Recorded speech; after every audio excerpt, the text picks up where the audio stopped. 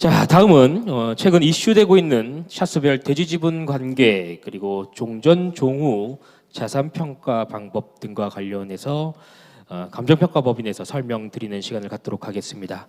자, 우리 설명은 제일감정평가법인의 박영균 평가사님께서 또 상세히 좀 설명드리도록 하겠습니다. 큰 박수로 환영해 주시기 바랍니다.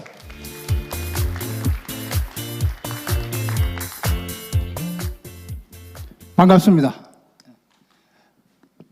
이 그림이 우리 한강에서 바라본 압구정 현대아파트의 미래가 맞을까요? 예.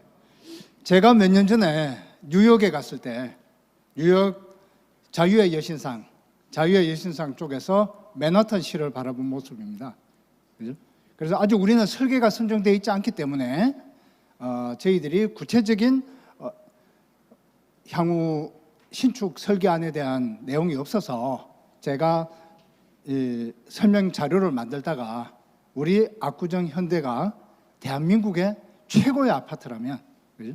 그럼 또 미국의 뉴욕의 맨하탄에 버금가는 멋진 아파트로 다시 탄생하지 않을까 하는 바람에서 제가 한번 앞에 사진에 먼저 한번 띄워봤습니다. 먼저 우리 압구정 3구역은 큰 대단지 아파트입니다. 그리고 그 안에 많은 차수별로 복잡한 또 다양한 조건들이 수반되어 있어요. 그러다 보니까 지난 7월 총회에서 우리 조합에서 감정평가 업체를 선정을 했는데 4개의 감정평가 법인이 선정이 됐습니다. 그래서 오늘 이 자리에 다 참석을 했고요. 해서 우리가 앞으로 공정하고 적법하게 잘 평가를 하겠다는 뜻에서 이 4개 업체에서 다 나오셔서 우리 조합원님들 앞에 먼저 인사를 한번 드리고 설명회를 시작하도록 그렇게 하겠습니다. 예, 앞으로 나오시죠.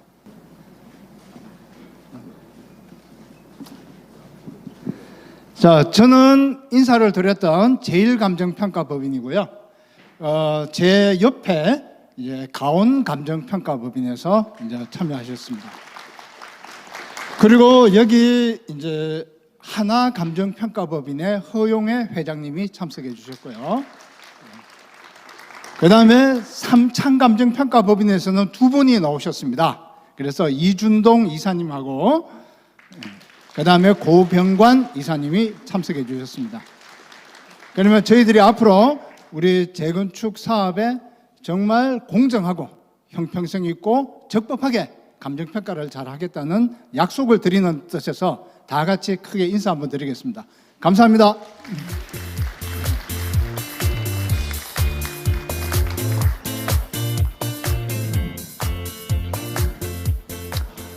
오늘 제가 설명을 드릴 내용은요, 여러분들은 아마 지금 분담금 얼마인데 그게 잘 궁금하시겠죠. 그죠? 그렇지만 아직 저희들은 분담금을 산정할 수가 없습니다. 왜냐 그러면 건축 계획이 없으니까요. 그죠? 건축 계획이 있어야 되는데 지금 건축 계획이 없어서 여러분들 분담금을 산정할 수가 없어요. 그래서 오늘 설명드릴 내용은 우리 재건축 사업에 있어서 그러면 감정평가는 왜 필요한가? 그 부분에 따른 감정평가의 필요성에 대해서 먼저 설명을 드리고요. 그 다음 2번째로 그러면 그 감정평가에 들어가는 종전자산과 종후자산에 대한 감정평가는 어떠한 기준과 방법에 의해서 감정평가를 실시하는가? 거기에 따른 내용을 설명을 드리고요. 3번째는 저희들이 7월 달에 선정이 돼서 협력업체 회의에 몇 번을 참석해 봤는데 각 차수별로 주장하는 내용들 아주 다양합니다. 그래서 저희들이 감정평가와 관련해서 우리 압구정 3구역에서 이제 핵심적으로 이슈화되고 있는 그 내용들을 한번 정리를 해봤습니다. 그래서 그러한 이슈들이 감정평가에는 어떻게 반영이 되는가? 그 내용을 설명하는 그런 순서를 가지고요. 그 다음에 4번째 이제 저희들이 작년 12월 11일부터 도시 및 주거환경정비법이 개정 시행된 내용이 있어요. 그게 뭐냐 그러면 우리 앞에서 설명한 KTS의 정비계획과 관련된 내용이지, 그죠? 이 정비계획이라는 것은 여러분도 아시다시피 우리 압구정 3구역 정비계획구역의 토지 이용 계획을 말하는 거예요. 그죠? 그래서 그 토지 이용 계획이라는 것은 도로는 어떻게 하고 공원은 어떻게 설치하고 공공시설은 어떻게 설치하고 용적률은 몇 프로로 해서 몇 층까지 지을 수 있는가, 여기에 따른 토지의 구체적인 이용 상황을 갖다가 이제 확정짓는 그런 계획을 말하는 거고요. 그 계획을 수립하는 당시에도 추정 분담금을 산정해서 서울시에 같이 올리도록 그렇게 법이 개정되어 있습니다. 그래서 그러면 지금 우리가 이제 곧 설계를 선정해서 정비 계획을 갖다가 수립을 하게 되면 추정 분담금을 산정하는데 그 절차와 방법은 어떻게 되는지, 거기에 따른 법률적 효과는 어떻게 발생하는 건지, 그 부분에 대한 걸 저희들이 설명을 드리고, 마지막으로 이제 재건축 사업을 통해서 우리 조합원님들이 이익이 극대화되는 방법이 무엇인가? 제가 지난 20년 동안 여기 재건축 감정평가만 담당하고 있었습니다. 그래서 20년 동안 했으니까 산전수전 공중전 다 겪어봤겠죠. 그죠? 그래서 거기에 따른 노하우를 여러분들에게 오늘 전수해 드리고 갈 테니까 지금부터 한 30분 가량 제가 설명드리는 내용에 대해서 잘 들으시고 현명한 판단을 해서 사업을 성공적으로 이루시길 간절히 기원드리겠습니다. 자, 그러면 설명 시작하겠습니다. 처음 제가 설명드릴 내용은 재건축 종전 종후 자산 감정 평가의 필요성이라고 했습니다. 그죠? 우리가 대한민국의 대법원이 있습니다. 대법원에서 재건축 사업에 대한 정의를 내린 게 있어요. 재건축 사업이라 하면 조합원들이 종전 자산을 현물 출자하여 새로운 아파트를 짓고 거기에서 필요한 부분을 조합원 분양으로 먼저 가져가고 그 남는 부분들은 일반 분양을 해서 거기서 들어오는 수입을 공사비에 충당해서 정산하는 사업을 말한다. 이렇게 규정하고 있습니다. 그죠? 우리가 대법원 판례를 갖다가 중요시하는 이유는 이 대법원 판례는 법은 아니에요. 법은 아니지만 법과 같은 효력이 있습니다. 왜냐 그러면 우리나라는 3심 제도를 두고 있죠. 그죠? 일반 법원에서 1심, 고등법원에서 2심, 그리고 대법원에서 3심을 두고 있는데 이 대법원의 판결은 하급심의 판결을 구속하는 기판력이라는 게 있습니다. 그러다 보니까 법과 같은 효력이 발생해요. 그래서 모든 기준과 방법은 법에 적법하게 이루어져요. 그죠? 그래서 여기 보시는 것처럼 우리가 종전자산과 종후자산을 감정평가, 이런 건 사진 찍으셔도 좋습니다. 이거 사진 찍으셔가지고 집에 가서 시간 날 때마다 한번 열어보시고, 내 분담금이 이렇게 산정되는 거구나. 이렇게 여러분들께서 자꾸 학습을 반복하면, 그죠? 그 다음에 또 더 유용하게 자료를 활용할 수 있을 겁니다. 그래서 여기 보시는 것처럼 우리가 종전 종후자산을 평가하는 이유는 바로 조합원 분담금을 산정하는 기준이 때문이네요. 그죠? 기준이 되기 때문에 그렇다. 그래서 지금 이 레이저 포인트가 안 되는데요. 제가 말로 설명해 드릴게요. 조합원 분담금은 는 돼 있죠? 그죠? 부등호. 그 다음에 신축 아파트의 조합원 분양가. 즉, 조합원님들이 향후에 동호수 추첨을 들어가서 내가 들어가서 살아야 될 집, 거기에 따른 조합원 분양가에서 그 해당 조합원의 권리가액을 차감한 것, 그 차이를 분담금으로 내게 된다. 그죠? 그래서 물론 이 부분에 대해서 다 알고 계시는 조합원들도 계실 거예요. 하지만 오늘은 모르는 분들을 위해서 자세히 설명을 해드리고, 또 아시는 분들은 또 한 번 더 그걸 복습을 해서 더 정확하게 아는 그런 이제 시간을 가지는 자리니까 조금 이해해 주시고요. 그러면 이 내 조합원의 무상 권리가액은 어떻게 산정하느냐? 여기 중간쯤에 보면은 종전자산 평가액에다가 비례율이라는 걸 곱한다. 그죠? 이 비례율을 곱하게 되면은 그것이 나의 무상 권리가액이다. 그러면 이건 뭐냐? 내가 먹고 들어가는 거예요, 이제. 그죠? 내가 묻고 들어가는 가격이에요. 그러면 그 차익을 갖다가 이제 우리가 분담금으로 내게 되는데, 그러면 내가 들어갈 집의 조합원 분양가보다 내 무상 권리가액이 크면 그 차이를 환급금을 받는 거예요. 그죠? 그런데 나는 한 평이라도 더 큰 집에 들어가 살란다. 이렇게 해서 내가 들어갈 조합원 분양가가 나의 조합원 권리가액보다 더 크면 그 차액만큼을 추가 분담금으로 부담을 하셔야 되는 거예요. 그죠? 그렇게 해서 우리가 여기 보시는 것처럼 중간에 사진이 두 개가 있죠. 그 종전자산에 대한 감정평가도 감정평가사들이 평가를 하게 된다. 그죠? 종전자산은 구축 아파트, 지금 현재 조합원님들이 살고 있는 아파트. 그죠? 그 다음에 종후자산, 종후자산은 새로 지어질 아파트. 그죠? 신축 아파트에 대한 걸. 그러면 또 한 가지 여러분들이 여기서 한 가지 더 알아야 될 건, 여러분들의 정산은 조합원 분양가와 여러분의 무상 권리가액의 차이를 정산한다고 했죠. 그러면 또 분양가 또 하나 더 있죠. 일반 분양가가 있잖아. 그죠? 일반 분양가는 외부에 매각을 해서 그걸 우리가 공사비에 충당을 해야 된다고 했죠. 그죠? 그런데 그 일반 분양가는 우리 이 감정평가사가 평가하는 게 아니에요. 그거는 지금 우리 서초구, 강남구, 송파구, 용산구, 이 가장 뜨거운 이 4개 구는 아직 분양가 상한제가 폐지가 안 됐습니다. 그렇기 때문에 그것은 향후에 강남구청에서 자신들이 정해줍니다. 뭐에 의해서? 법에 의해서. 공동주택 분양 가격 산정 등에 관한 규칙이라고 있어요. 그 규칙에 의해서 그 사람들이 정해주면 그 범위 안에서 팔아야 됩니다. 그런데 또 모르죠. 세상이 또 어떻게 바뀌어서 우리 강남구의 압구정동만 그러면 분양가 상한제에서 해제시켜준다. 뭐 이렇게 되면은 저희들도 시세대로 해서 1억 5천 뭐 이렇게 해서 팔 수가 있겠죠. 하지만 지금은 그게 안 된다. 그래서 여기 보시는 것처럼 여기 종후자산의 감정평가는 뭐다? 바로 여러분들의 조합원 분양가. 여러분 조합원 분양가고 일반 분양가하고는 다르다라는 걸 아셔야 되고요.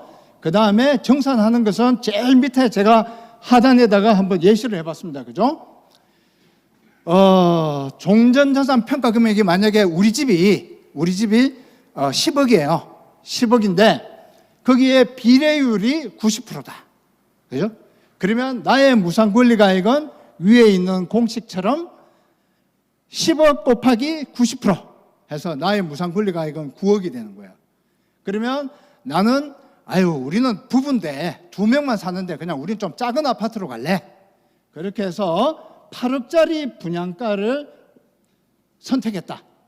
그렇게 하면 9억과 8억의 차이인 1억을 환급받는 거예요. 그죠? 그 다음에 그래도 재건축 아파트 우리 압구정동인데 난 좀 큰 데로 가야지. 이렇게 해서 조합원 분양가가 12억인 아파트를 분양 신청을 하게 되면 그러면 12억과 9억의 차이 하니까 3억 원을 추가 분담금을 내고 들어가는 거예요.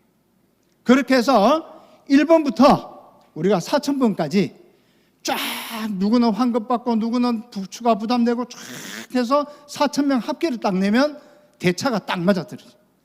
그렇게 해서 우리가 이 재건축 사업에 대한 청산을 하는 겁니다. 그러고는 여러분들 들어가서 사시면 되는 거예요. 그죠? 예, 그런 절차가 있다. 그러면 우리가 재건축 부담금을 조합원 분담금을 갖다가 산정해 보려면 조합원 분양가를 알아야 되는구나. 그러면 조합원 분양가가 뭐다?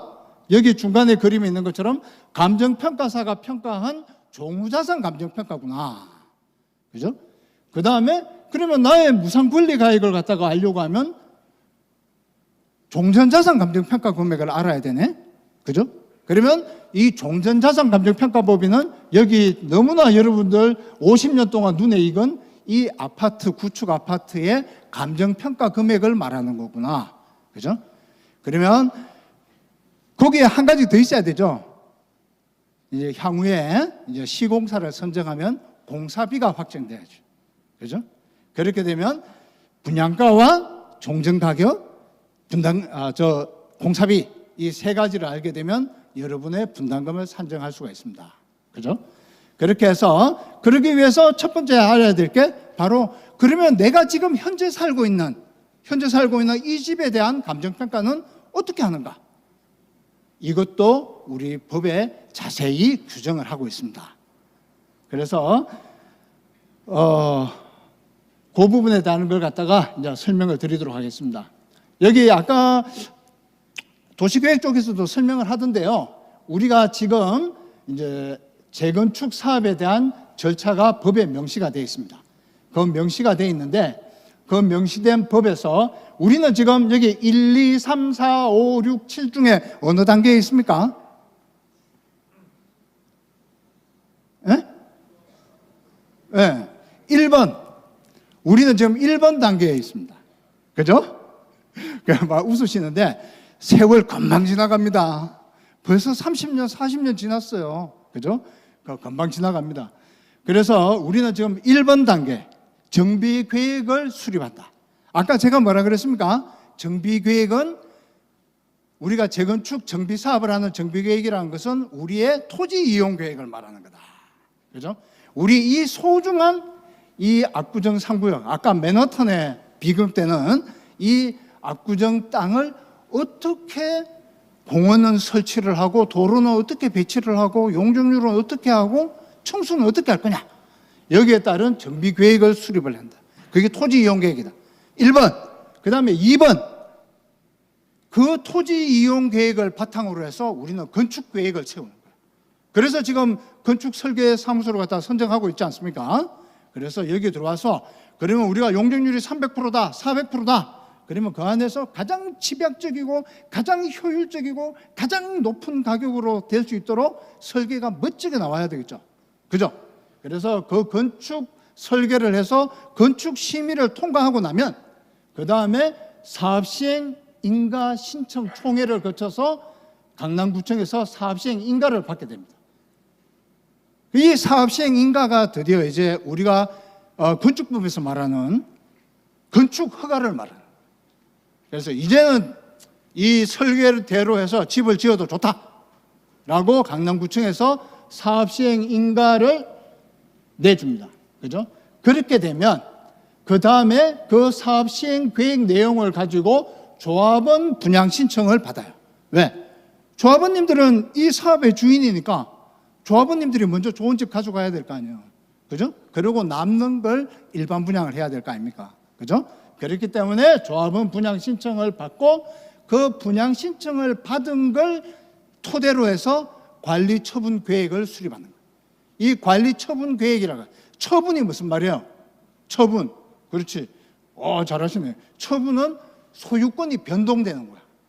그죠? 그러면 내가 두꺼봐 헌집 줄게 새집 따오. 그 새집에 대한 부분이 결정되는 겁니다. 그래서 관리 처분이 이 재건축 사업의 꽃이다. 그건 이제 그만큼 제일 중요하다. 뭐 이런 뜻이겠죠. 그러고 나서 이제 인가를 받고 나면 이제 여러분들은 이주하게 되고 철거하고 시공사가 아파트를 새로 짓겠죠. 그죠? 그러면 여기 보시는 것처럼 제가 아까 말씀드린 정비계획을 수립하는, 정비계획을 수립하는 단계에서 1번에서 추정분담금을 산정해야 된다고 했죠. 이것도 법에 정해져 있어요. 도시 및 주거환경정비법 9조 1항 2의 2호. 예? 토지 등 소유자별 추정분담금을 산정하고 그걸 갖다가 정비계획에 같이 포함해서 서울시에 올리도록. 그렇게 돼요. 그러니까 이때는 추정분담금을 산정하고 그 다음에 또 추정분담금 언제 산정하나요?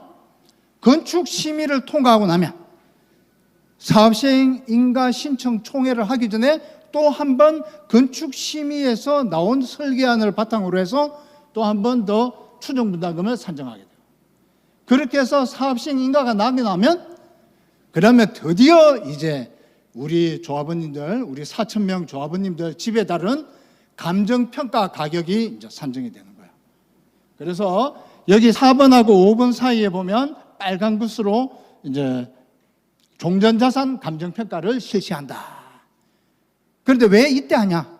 법에 도시 및 주거환경정비법 74조 1항 5호에 사업시행 인가의 고시가 있은 날을 기준으로 해서 종전자산을 평가하도록 법에 명시가 되어 있기 때문에 이 날을 기준으로 평가를 하는 겁니다. 우리 마음대로 하는 게 아닙니다. 그죠? 법에 정해져 있어요. 여러분들 아시다시피 우리가 왜 자꾸 법을 적법해야 된다, 법을 지켜야 된다. 왜? 법을 지키지 않으면 효력이 없어져요. 위법한 행위는 무효야. 그러면 또 다시 해야 돼. 그러면 여러분들 분담금은 또 더 늘어나. 그래서 한 단계 한 단계 한 단계 올라갈 때마다 법을 지켜야 된다.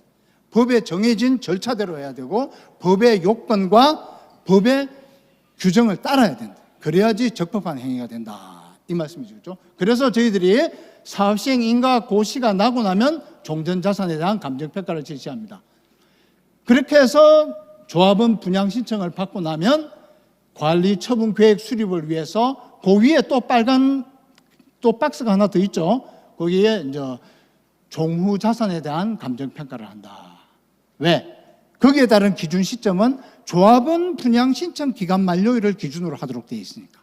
그래서 그때 평가를 하게 되고 추정 분담금은 우리 지금 이제 곧 해야 됩니다. 그죠? 이번에 설계 이제 선정하고 하면 이제 해야 돼요. 그렇게 해서 조정법 구조에 따라서 이제 추정 분담금을 산정해야 되고 그 다음에 사업 시행인가 신청 들어가기 전에 또 한 번 추정 분담금을 해서 조합원들에게 또 알려드려야 되고, 그죠? 그 다음에 조합원 분양 신청을 위한 추정 분담금 산정을 조합원 분양 신청할 때 또 한 번 하라고 되어 있는데 이때는 그냥 우리가 계략적인 분담금 책자가 아예 나갑니다. 나가서 여러분들이 자, 여러분들 지금 현재 종전 금액에서 내가 몇 평 갈 때 분담금이 얼마 정도 예상되니까 여러분들 신청 잘하세요. 이렇게 해서 이제 책자가 나가니까 거기에 이제 맞춰서 이렇게 하면 된다. 그죠? 그래서 지금 현재 가장 중요한 거는 이제 우리 여기 중요하니까 빨간 걸로 해놨겠지. 그죠? 그래서 종전자산, 종후자산에 대한 평가는 저렇게 이루어지고 저 종전, 종후자산의 평가는 그러면 누가 하느냐? 그냥 뭐 감정평가사는 아무나 하면 되느냐? 그게 아니겠지. 그죠? 그래서 여기 보시는 것처럼 이것도 또 법에 정해져 있어. 우리 다 법에 정해져 있습니다. 법대로 해야 돼. 우리 마음대로 할 수 있는 게 없어. 그죠?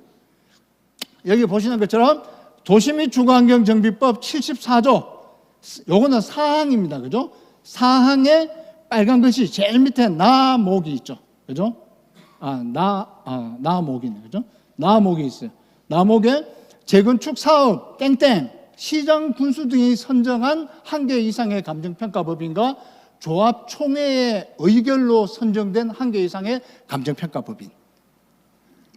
요 사람만이 감정평가를 여러분들 전체 분담금 산정을 위한 감정평가를 할 수가 있다. 이 말씀이죠. 그죠?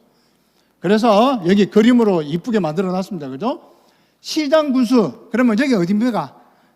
강남구청이 되겠죠. 강남구청에서 감정평가사를 뽑아서 보내줍니다. 사업시행인가 고시가 나면 물론 조합에서 우리 이제 사업시행인가 고시 났으니까 감정평가 업체 선정해 주세요. 이렇게 하면 한 개 선정을 합니다. 그죠? 그러면 그분들이 와서 여기에 이제 한 2달 동안 해가지고 여러분들 집집마다 다 방문할 거예요. 이제 막 문 두들기고 그래가 세입자 있는 데는 세입자하고 약속 잡아주세요. 뭐 이렇게 하고 다 그렇게 하는데 그렇게 해서 이제 시장 군수가 선정한 감정평가법. 그리고 조합에서는 4개 업체가 선정돼요. 그죠? 4개 업체가. 이 4개 업체가 또 객관적으로 각자 판단을 해서 감정평가를 하는데 4개 업체가 하지만 돈은 한 개 업체 돈만 내라 그러더라고. 그래서 저희들이 돈은 한 개 업체만 받기로 했습니다. 예. 그래서 이 4개 업체가 평가를 하고 그렇게 해서 이제 선정을 하는 거지. 야, 법에 감정평가는 우리 종전자산 평가는 감정평가 한 금액으로 해야 된대. 그러니까 아무 데나 가가 자기 아는 친구한테 가서 야, 평가사 없냐? 야, 저기 평가사 있어. 야, 우리 집 평가해줘봐. 그래갖고는 조합 사무실에 갖고 와가지고 야, 감정평가 이걸로 하면 된다며. 나 분담금 이걸로 산정해줘. 그런 분 없지 싶죠? 있습니다. 제가 20년 동안 했다 그랬죠. 진짜 그런 분 있어요. 그래서 그 부분에 대해서 저희들이 막 설득을 하고 어르신이 이게 그렇지가 않습니다. 법에 이렇게 정해져 있습니다. 이렇게 이야기를 해서 이제 돌려보내고 이렇게 한 적도 있습니다. 그래서 이 부분은 종전자산 감정평가는 딱 한 번만 하는 거예요. 그죠? 이거 딱 한 번만 하는데 언제 하냐? 사업 시행인가 고시가 있은 날을 기준으로 강남구청에서 선정해서 계약한 업체, 그 다음에 조합총회에서 선정된 업체, 이 사람들이 각각 평가를 해서 그 산술 평균한 금액, 그 금액으로 한 금액, 그것만 인정이 된다. 그죠? 그거 꼭 기억해 두시고요. 어디 가서 친구한테 감정평가서 받아 오시면 안 됩니다. 예, 그거 인정 안 됩니다. 자, 그러면 우리가 그 중요한 종전자산의 감정평가의 기준과 방법은 어떻게 되느냐? 물론 아까 설명드린 것처럼 감정평가의 목적은, 이 종전자산 감정평가의 목적은 조합원 분담금을 산정하는 기준 가격을 정하기 목적이다. 그죠? 그러면 우리 아파트 상가는 거의가 다 집합 건물이잖아요. 공동주택이고, 그죠? 그래서 그 집합 건물에 대해서는 우리 감정평가 및 감정평가사에 관한 법률 몇 조지? 예. 하여튼 거기에 근거한 감정평가에 관한 규칙이라고 있어요. 그죠? 그 감정평가에 관한 규칙 제16조에서 거래사례비교법에 의해서 평가를 하라. 그러니까 이거 거래사례비교법으로 평가한다. 이 말씀은 이제 자료가 다 돌아. 그러면 야, 옆집 거래가 얼만데? 그러면 우리 집은 옆집이 20억 했으니까 우리도 20억 할 거야. 우리는 뭐 15억이니까 그러면 15억밖에 안 해주는 거야? 막 이렇게 또 뭔가 상상의 나래를 다 피우고 걱정하시는데 너무 걱정들 하지 마세요. 꼭 그렇게만 거래 사례 가격대로만 하려면 법에서 중개사한테 하라 그러지 왜 감정평가사들한테 비싼 돈 주고 왜 하겠습니까? 그죠? 그런 부분들을 저희들이 다 모아서 공정하고 형평성 있게 평가를 할 거니까 그 부분에 대해서는 너무 걱정을 안 하셔도 되고요. 그래서 우리가 여기 거래 사례에 따른 비교 사례들을 채택하기 위해서 여기 보시는 것처럼 압구정 3구역의 모든 차수의 정상적인 거래 사례들을 다 수집을 합니다. 언제를 기준으로? 사업 시행 인가의 고시가 있었나를 기준으로. 그러면 사업 시행 인가 고시가 뭐 합리적으로 추론을 해보면 한 2년 그 정도 후가 되겠죠. 거기에 이제 날짜를 기준으로 하기 때문에 지금부터 너무 걱정 안 하셔도 됩니다. 그러면 그러한 자료를 갖다가 다 수집을 해서 저희들이 각 단지별, 각 차수별, 각 동별, 각 층별, 각 라인별, 각 호별로 저희들이 다 분석을 합니다. 그리고 계세요 하고 다 두들겨서 집안에 어떻게 되어 있는지 다 살펴보고요. 그렇게 해서 그러한 요인들을 저희들이 여기 보시는 것처럼 박스가 3개가 되어 있죠. 단지 외부 요인, 단지 내부 요인. 단지 내부 요인은 이제 그 동의 건물 요인을 말하는 거예요. 그 다음에 개별 세대의 호별 요인. 이런 부분들에 대해서 대중교통시설, 그러니까 우리 압구정역이 있고 또 압구정로에 버스 정류장도 있고, 그러면 여기에서 우리 집과의 거리가 어떻게 되는가? 거기에 따른 압구정역에 따른 접근성은 어떻게 우리가 판단이 되는가? 이런 부분들을 저희들이 다 통계 자료로 해서 분석을 합니다. 그 다음에 또 학교와의 거리는 어떤가? 그죠? 학교와의 거리는 어떤가? 그 다음에 도심 상업 업무 시설과의 접근성은 어떠냐? 그 다음에 또 저 앞동은 또 한강 조망이 진짜 제대로 보이긴 보이는가? 집집마다 저희 다 확인해요. 그죠? 그렇게 해서 그런 요인들을 가격에 반영을 하고, 그 다음에 여기 단지 각 차수별로 총 세대수는 어느 정도 되고 최고층은 어느 정도 되는가? 건물 구조와 마감 상태는 어떻고 경관 연수에 따른 노도는 어떤가? 그 다음에 가장 중요한 호별 요인, 그죠? 그러면 몇 층이냐? 층수에 따른 차이가 있겠죠? 그죠? 그 다음에 향이 동향이냐? 남향이냐? 서향이냐? 그 향에 따른 차이도 있겠고, 그 다음에 위치별 요인은 어떠냐? 내부 평면은 2배이냐? 3배이냐? 4배이냐? 이런 부분들. 그 다음에 전용 면적의 크기는 얼마냐? 그 다음에 대지권의 크기는 또 얼마냐? 그죠? 이런 부분들, 이런 것들을 갖다 저희들이 다 분석을 해서 가격에 반영을 하게 된다. 그리고 또 한 가지는 여기 보시는 것처럼 거기 하늘색으로 하단에 되어 있습니다. 그죠? 집합 건물의 소유 및 관리에 관한 법률 제20조 해서 전유 부분과 대지 사용권의 일체성이라고 해서 1항의 구분 소유권의 대지 사용권은 그가 가지는 전유 부분의 처분에 따른다. 이게 뭔 말이에요? 그 2항에서 설명하고 있죠. 구분 소유자는 그가 가지는 전유 부분과 분리하여 대지 사용권을 처분할 수 없다. 여러분들이 30평짜리 아파트를 갖고 있으면 내 30평짜리 아파트의 대지권이 15평이야. 그럼 15평 대지권만 팔 수 있어요? 못 팔죠? 중개사 사무소에 가서 암만 나 대지권만 팔고 나는 전용 면적만 좀 가지고 있으면 안 돼? 그러면 해줍니까? 안 해줘.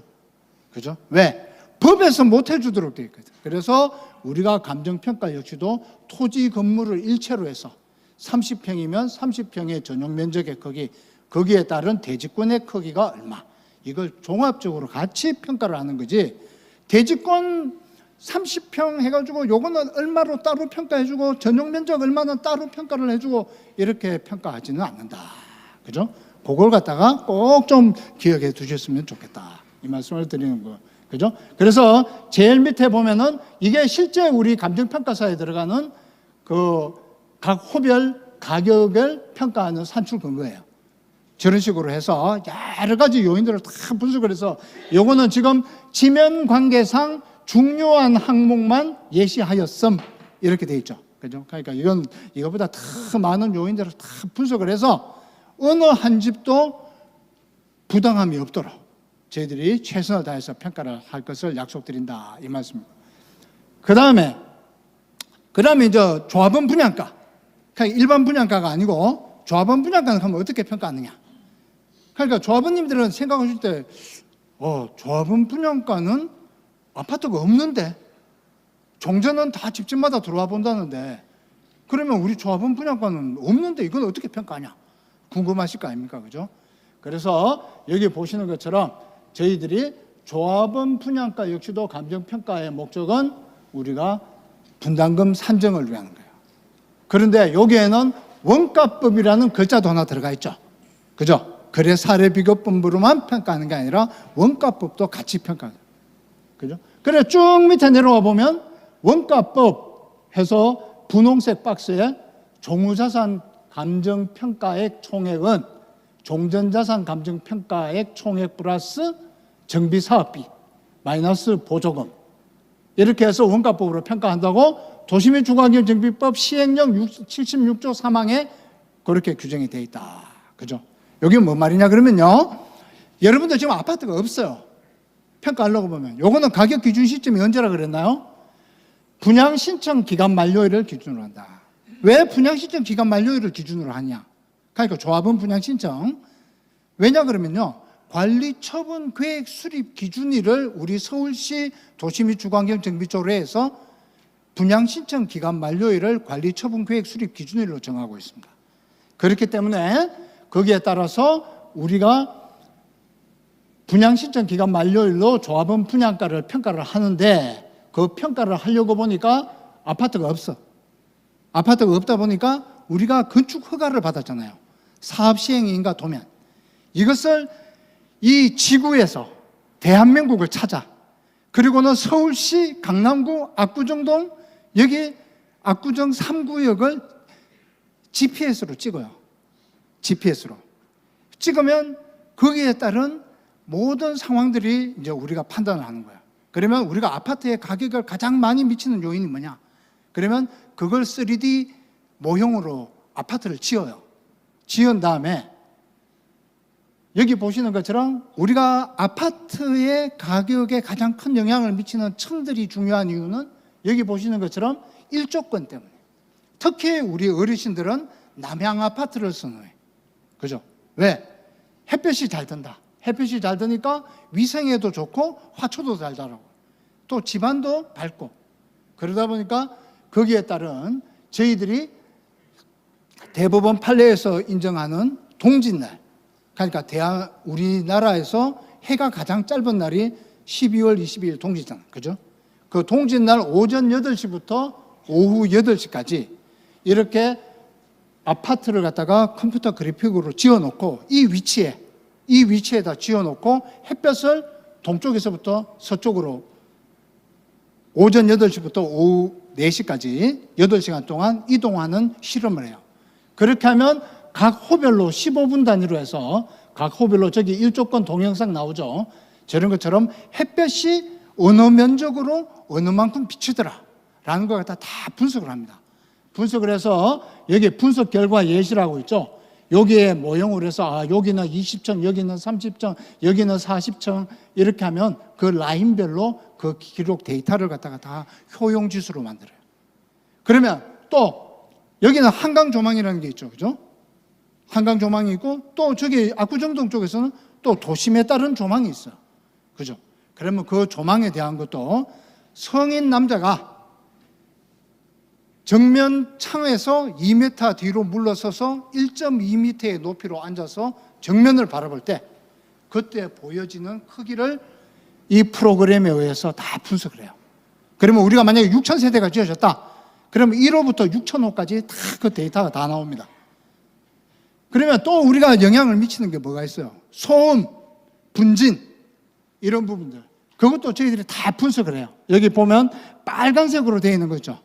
저건 시끄러운데. 그 다음에 파란색이 짙어지면 짙어질수록 조용한데. 그러면 거기에 따른 크기.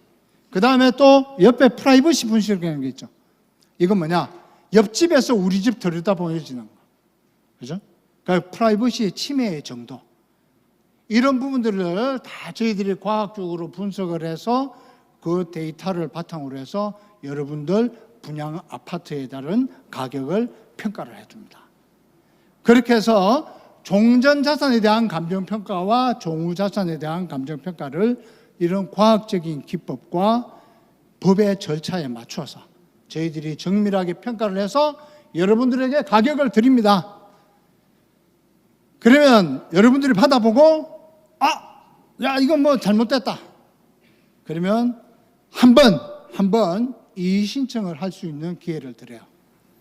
그러면 이의 신청을 하시면 저희들이 다시 나가 봅니다. 그래서 여러분들 혹시 빠뜨린 게 있으면 저희들이 보완을 해드리는 그런 절차도 거쳐서 여러분들 누구도 손해보지 않도록 저희들이 평가를 갖다가 한다라는 말씀을 드립니다. 그러면 이제 우리가 종전 종후 자산을 평가를 했고 여러분들이 향후에 시공사를 뽑아서 공사비가 확정이 되면 여러분들 분담금은 이제 산정이 되겠죠. 그죠? 그렇게 해서 우리 재건축 사업을 진행하는 거고요.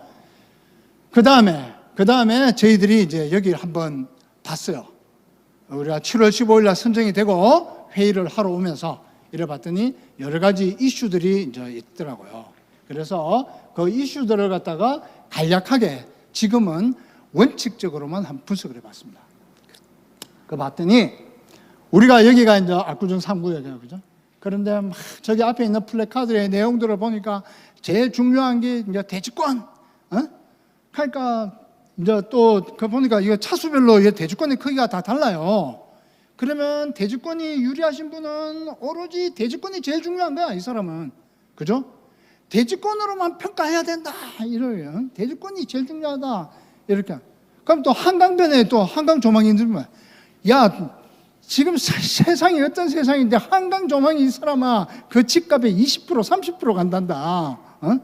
또 막 그러면 학교 옆에서 뭐, 야들아 애 키울 때 학교 옆에 있는 게 도로 안 건너면 얼마나 좋은 줄 아냐, 그죠?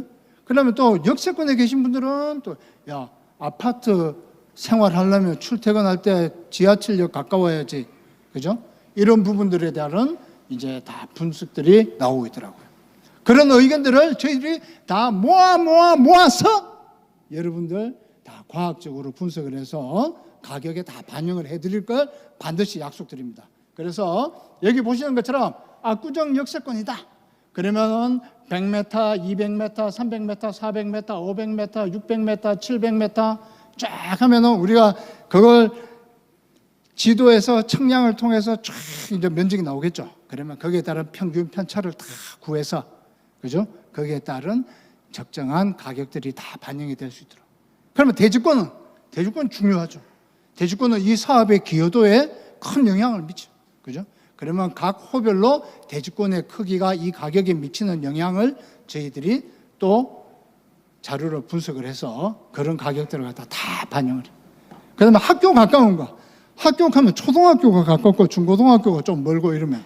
그런데 여기는 학교가 또 세 개가 다 붙어 있어. 그죠? 그러다 보니까 그 학교에 또 등하교 하기가 좋은 그런 부분에 따른 요인 비교치들도 저희들이 다 가서 샅샅이 다 조사를 해서 어느 누구도 피해를 입지 않도록 공정하게 저희들이 평가해 드리는데, 지금 현재 저희들이 평가 법인에서 여기 한강 조망권 이 부분에 대한 것도 아까 우리가 시뮬레이션 하는 거 봤죠? 그죠? 그 시뮬레이션은 감정평가사가 하는 게 아닙니다. 여러분들 조망권, 일조권 소송 많이 뉴스에서 나오죠? 그것만 전문으로 하는 대학 전문기관들이 있어요. 그러면 그거는 이제 법원의 판사들이 써먹는 기관인데 우리도 돈 주면 써먹을 수 있습니다. 그래서 그분들이 다 오셔가지고 현재 있는 아파트의 관리사무소에 가서 설계도면 막 옛날 설계도면 있잖아요. 그걸 다 받아가지고 거기에 따른 호별 시뮬레이션을 다 합니다. 한 달이 걸리든 두 달이 걸리든 다 해서 거기에 정말 한강 조망이 제대로 나오는지 그걸 갖다 다 분석을 해서 여러분들 가격에 다 반영을 해드릴 거니까. 그리고 여기 도심 시설에 대한 접근성 이런 부분들도 저희들이 다 분석을 해서 반영을 해드린다. 그래서 우리가 지금 모르고 있거나 절대 어떤 항목도 외면하지 않는다라는 걸 여러분들께서 꼭 기억해 주셨으면 저희들이 더 힘을 내서 열심히 평가를 갖다가 공정하게 잘 하도록 그렇게 해보겠습니다. 그 다음에 두 번째 이슈. 요거는 이제 아까 말씀드린 것처럼 그러한 가격들이 이렇게 이제 가격에 어떻게 반영을 하는가. 그걸 갖다가 하나의 예시로 이제 들은 건데요. 뭐 요거는 그냥 참고로 이제 하시면 될 것 같고요. 제가 다 설명을 드린 내용이니까. 그 다음에 또 다음 이슈는 이 부분들이 있더라고요. 아까 우리가 도시계획에서 지금 막 첨예하게 연구하고 있는 게 그 역세권 주변의 준주거 지역, 저게 이제 지어지는 것 같더라고요. 그죠? 그래서 여기 준주거 지역이 용적률이 높고 층수가 높아서 그러면 거기 때문에 그 뒤에 있는 아파트들이 많이 또 가격이 가려지는 거 아닌가? 뭐 이런 부분에 따른 이제 또 불안한 점을 갖다 갖고 있는 분들이 있는데, 그 부분에 대한 것도 요거는 아직 건축 설계가 없으니까 단순 예시긴 하지만 요것도 법 규정에 그죠? 맞춰서 일조권과 조망권이 확보될 수 있도록 건축 설계가 잘 배치를 할 거예요. 그러면서 그걸 가지고 또 여러분들에게 계속 이런 설명의 자리를 가질 겁니다. 그래서 어느 집도 여기에 따른 통경축에 따른 피해를 보지 않도록, 조망에 대한 피해가 보지 않도록 그렇게 반영을 하고, 또 한 가지는 우리 감정평가도 저 제일 밑에 보시면 도시및 주거환경정비법 89조 3항이라고 했어요. 사업 시행자는 종전에 소유하고 있는 토지 건축물 가격과 분양받는 대지 또는 건축물의 가격은 평가할 때는 그 건축물의 위치에서 요 위치가 이제 청향, 접근성 이런 것들을 갖다가 이야기하는 겁니다. 이런 것들을 참작해서 감정평가를 하도록. 그러면 좀 안 좋은 데는 분양가가 낮겠죠. 분양가는 조합원님들 낮은 걸 좋아하시잖아. 종전 가격은 높은 걸 좋아하시고, 그죠? 다 그렇잖아요. 그렇듯이 그런 데는 좀 낮고 또 좋은 데는 또 높고, 그래야지 그게 형평성에 맞다. 우리가 그래야 얘기하지. 다 똑같다. 이거 하면 그게 형평성이 맞는 게 아니잖아. 그죠? 그렇게 해서 저희들이 이제 평가를 하니까 그런 부분에 대한 거는 이제 건축 설계사가 뽑히고 나면 그 이제 배치하면서 그런 부분에 따른 우려들을 많이 시뮬레이션을 통해서 해소가 될 것이다. 이제 그렇게 이제 보고요. 그 다음에 또 한 가지는 여기가 보니까 1, 2, 3종이 이렇게 다양하게 되어 있더라고요. 그죠? 그런데 대부분은 이제 3종인데 이제 2종 아파트도 있고 뭐 이런 부분이 있다 보니까, 그러면 그 부분에 대한 건 어떻게 하냐? 이것도 법에 정해져 있습니다. 그래서 우리 감정평가사법에 근거한 감정평가 실무기준 해설서라고 제일 밑에 보면 빨간 글씨로 되어 있죠. 거기에 3호에 보면은 해당 정비사업의 시행을 직접 목적으로 하여 용도지역이나 용도지구 등의 정비계획이 변경된 경우에는 변경되기 전 용도 지역 및 용도 지구 등을 기준으로 감정평가한다. 그러니까 2종은 2종으로, 그 다음에 3종은 3종으로 평가를 하지, 3종이 준주구가 됐다고 해서 종전자산 평가를 준주구로 평가하는 거 아닙니다. 예, 그 내용을 갖다가 설명드리고, 그 다음에 2종도 3종이 됐다고 해서 3종으로 평가해 드리는 게 아니라 현재 종전 상태 2종을 기준으로 평가를 하게 된다. 그죠? 왜? 법에 이렇게 규정을 하고 있다라는 걸 말씀을 드리고요. 그 다음에 이제 우리가 세 번째로 이제 설명드릴 건, 우리는 이제 종전 종후 자산에 대한 평가와 우리가 여기 핵심 이슈로 하는 한강 조망, 역세권, 대지권, 학세권, 도심 시설 접근성 이런 부분에 따른 가격에 영향을 미치는 요인들을 어떻게 분석한다는 걸 설명드렸으면, 이제 세 번째로 추정 분담금 산정과 실제 감정 평가의 법률적 비교 분석이라고 했습니다. 이거 왜 이거 했나 그러면요, 우리 이제 다음 달에 설계 뽑고 나면 이제 추정 분담금 해야 됩니다. 이 추정 분담금 하면요, 이 4천 세대가 난리가 나요. 그래서 제가 그 법적 근거를 갖다 미리 이제 예방 차원에서 여러분들에게 좀 양해를 구하기 위해서 요걸 정리를 해봤습니다. 그래서 그 내용은 여러분들 요거 꼭 사진 찍어주세요. 그래서 꼭 공부 좀 해주십시오. 여기 보시면 좌측이 추정 분담금 가격 산정, 그리고 우측이 종전 종후 자산 감정 평가를 통한 조합원 분담금 산정, 이렇게 우리가 정리를 해봤습니다. 그러면 추정 분담금은 가격 산정하는 법적 기준은 추정치를 구하는 거기 때문에 별도로 없어요. 없지만 우리 종전 종후 자산을 통한 조합원의 분담금 산정은 도시 및 주거환경정비법, 그 다음에 감정평가 및 감정평가사에 관한 법률, 거기에 위임받은 감정평가에 관한 규칙과 감정평가 해설 기준에 따라서 정밀하게 법적 기준으로 평가를 해야 됩니다. 그러면 그 분담금 산정 시기는 언제냐? 아까 설명드린 것처럼 추정 분담금은 앞으로 한 3번 정도 더 해야 된다.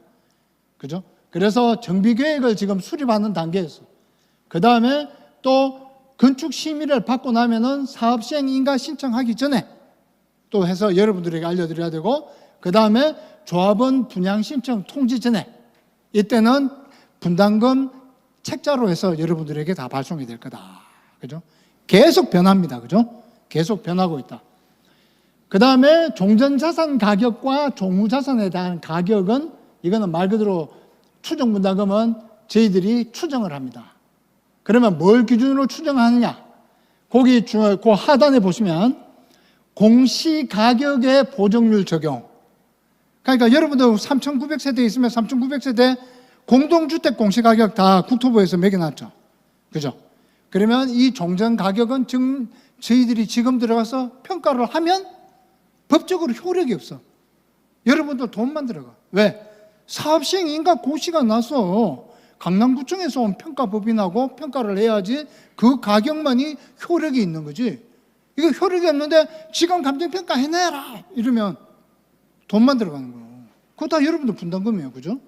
그래서 이거는 감정평가를 한 것이 아니기 때문에 법적 효력은 없다. 하지만 계략적으로 이렇게 보는데, 그래도 국가에서 매겨놓은 공동주택 공시가격이니까 욕을 해도 감정평가한테 욕 안 할 거 아닙니까? 국토부 장관한테 욕할 거 아닙니까? 이거 국토부 장관이 한국부동산원 시켜서 해놓은 거니까. 그죠? 그래서 여기에 따른 이제 가격 산정 기준은 그러한 공시가격에다가 보정률을 해서 계략적으로 추정한 거다. 그래서 여러분들 확정되는 분담금이 아니라는 걸 지금 다시 한 번 더 간곡히 말씀을 드리고요. 그 다음에 우리 감정평가는 실제로는 아까 말씀드린 것처럼 법의 규정에 의해서 종전자산은 사업시행 인가 고시를 기준으로, 그 다음에 종후자산은 분양신청 기간 만료일을 기준으로 이때 평가를 한 거, 이것만이 여러분의 분담금을 산정하는 기준이 되는 거다.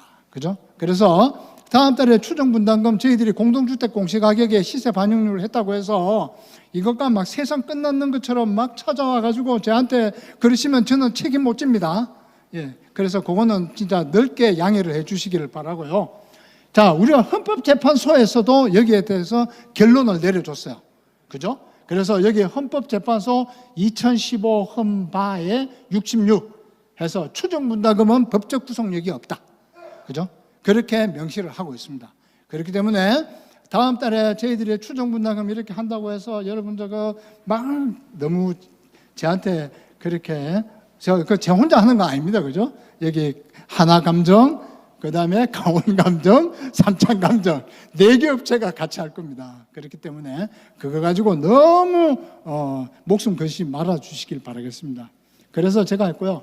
그 다음에 제가 이제 마지막으로 우리 조합원님들이 지금 이제 벌써 한 35분이 됐는데 35분 동안 제가 설명드린 답을 하고 가야 되잖아요. 그래서 여러분들 다 부자 되는 법을 제가 하나 팁을 드리고 가려고 요걸 준비했습니다. 그래서 보시죠. 여러분들은 종전 가격이 높은 게 좋습니까? 낮은 게 좋습니까?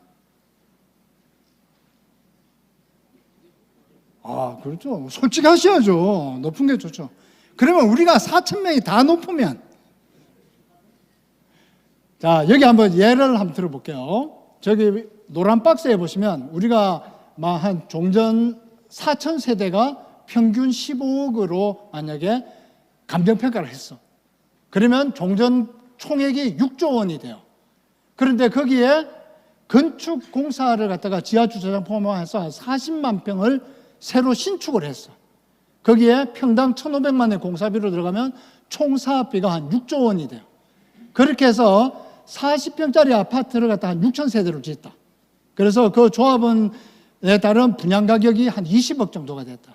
그러면 총 분양 수입은 12조 원이 되겠죠. 그러면 이쪽에 좌측에 보세요. 좌측에 보시면 총 분양 수입은 12조. 그 다음에 총 사업비는 6조 원. 그럼 우리가 내가 첫 페이지에서 이야기했던 그 비례율이 나오겠죠. 그러면 개발이익은 6조 원. 그걸 종전자산 총평가액으로 나누니까 비례율이 100%네. 그러면 내 개별 세대별 분담금은 얼마일까? 그러면 여기 보시는 것처럼 나의 무상권리가액은 15억 곱하기 100% 해서 15억이 되는 거예요. 그죠?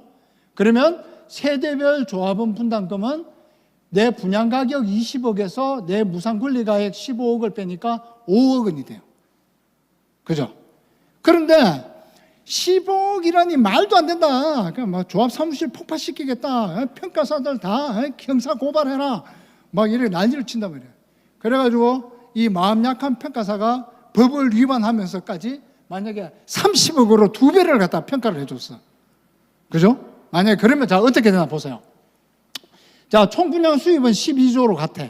그 다음에 총 사업비도 40만 평 지어지니까 6조 원이야. 그러면 수입에서 비용을 뺀 총 개발 이익은 6조 원이에요. 그런데 그 분모에 들어가는 종전자산 평가 금액이 6조에서 2배가 돼가지고 12조가 됐어. 그러면 비례율이 몇 프로예요? 50%. 그러면 내 무상권리가액은 어떻게 돼? 내 평가 금액 30억에다가 50%를 곱하니까 15억으로 똑같아지는 거야. 그죠? 그러면 내 분담금은 20억에서 15억을 빼니까 5억으로 똑같은 거예요. 이렇게 계산되는 겁니다. 그러면 조합원 분양가는 조합원 분양가도 똑같습니다. 그래서 여러분들 이 사업에서 발생하는 내 분담금을 절약하기 위해서는 조합원 분양가나 내 종전 가격이 4,000명의 마음이 똑같지 않겠습니까? 그죠? 뭐 너희 집 그래 높여라, 우리 집 낮게 할게, 이런 사람 한 명도 없어요. 그죠? 너희 집 높으면 우리 집도 높여야지. 다 그러는 거 아닙니까? 그렇게 하면 거기에 따른 조합원 분담금에는 아무 영향을 안 미친다. 그러면 진짜 영향을 미치는 건 뭐냐? 바로 여기 보시는 것처럼 개발 이익을 갖다 증가시켜야 돼요. 그러면 개발 이익을 증가시키려면 어떻게 해야 되나? 일반 분양 수입을 증가시켜야 돼요. 또는 공사비를 최소한 절약해야 됩니다. 이 두 가지만이 이 개발 사업에 우리 조합원 4,000명 전체의 분담금을 줄이는 핵심 사항이에요. 그죠? 그러기 위해서는 여기 보시는 것처럼 아이고 죄송합니다. 여기 보시는 것처럼 외부 분양 수입을 증가시켜야 돼요. 일반 분양 수입을 증가시키고 임대주택 매각 수입을 증가시켜요. 그죠? 그러기 위해서 세부적으로 분양 면적을 갖다가 정대시켜야 돼요. 그래서 용적률을 높여야 되고, 그죠? 거기에 따른 최적의 규모의 세대 구성을 갖다가 설계를 잘 해서 그렇게 해서 해야 되는 부분이죠. 그런데 우리 안타깝게도 여기는 너무나 가격이 높은 단지다 보니까 분양가 상한제에 딱 걸려 있어요. 그죠? 그러면 그 틈을 이용해서 우리가 또 분양가 상한제에서 분양가를 또 높이는 방법들이 또 있죠. 그죠? 이거 유튜브로 나가고 있기 때문에 내가 말을 안 하겠습니다. 하지만 조합으로 찾아오시면 제가 알려드릴게요. 그런 노하우를 모아서 이익을 극대화시키는 방안을 찾아내야 돼요. 그 다음에 사업 기간을 단축시켜요. 왜? 우리 영어 처음 배우면 뭐라 그럽니까? Time is money. 시간이 돈이에요. 이 재건축 사업은. 시작했으면 빨리 졸업하고 입주해야 돼요. 그죠? 그래야지 거기에 따른 금융 비용이라든가 다른 부대 비용들을 최소화시킬 수 있습니다. 그렇게 해야지 이 사업이 여러분들에게 황금알을 낳는 거위가 될 수도 있는 거예요. 그죠? 그런데 맨날 막 이렇게 하면 그거 다 조합원님들 분담금이에요. 그죠? 그래서 사업을 단축시키기 위해서 우리가 대동단결해야 된다. 그래가 빨리 졸업해야 돼. 그죠? 그런 부분들이 있다. 그리고 거기에 따라서 여기 이제 법인세가 많이 나올 거예요. 그러면 저희들이 또 누굽니까? 20년 동안 재건축만 또 열심히 평가했으니까 여러분들 법인세 최소화되도록 할 수 있는 노하우가 있습니다. 그래서 그 노하우는 제가 여기 방송 중이니까 제가 개별적으로 제가 알려드리는 그런 자리를 갖도록 하고요. 이렇게 해서 저희들이 사업을 성공적으로 하고 나면 제가 몇 년 전에 맨하탄에 가서 자유의 여신상 앞에서 저 맨하탄 시를 봤습니다. 딱 저 모양 그대로더라고. 그죠? 여러분도 다 가보셨잖아요. 여러분들 부자 되셔야죠. 부자 되시는 방법은요, 지금 말씀드린 딱 두 가지예요. 시간 단축해야 돼. 시간 단축해서 여러분들 분담금을 최소화시키는 거. 또 하나, 제일 중요한 거. 집 팔지 마세요. 압구정동 집 팔았다가 다음에 못 들어옵니다. 압구정동. 절대 못 들어와요. 절대 집 팔지 말고 끝까지 갖고 계십시오. 재건축 끝날 때까지. 그러면 여러분 모두 다 부자 되실 겁니다. 감사합니다.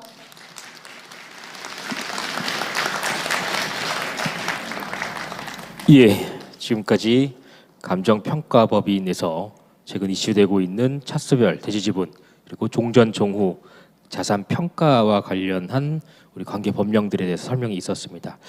사실상 재건축 사업에서 가장 민감하고 어려운 부분이 감정 평가 부분일 것 같아요. 이렇게 쉽게 설명을 해주신 게 귀에 쏙쏙 들어올 정도로 설명을 잘 해주신 것 같습니다. 다시 한번 감사의 말씀드리고요.